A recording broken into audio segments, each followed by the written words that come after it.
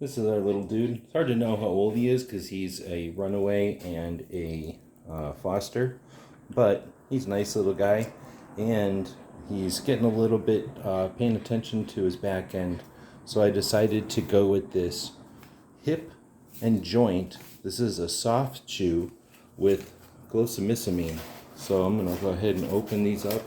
This will be his first time checking these out. So far, I think he's interested. If we check out his interest meter back here, it's wiggling. I need to open up this freshness seal.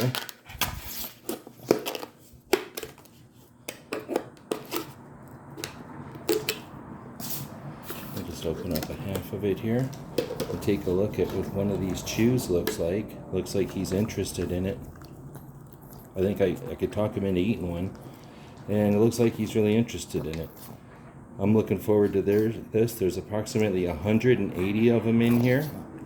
They have hemp seed oil and the plus glucosamine. I want to thank him for sending us these to check out. It looks like he's really enjoying them. And I'm looking forward to his hips and joints. Hope this helps.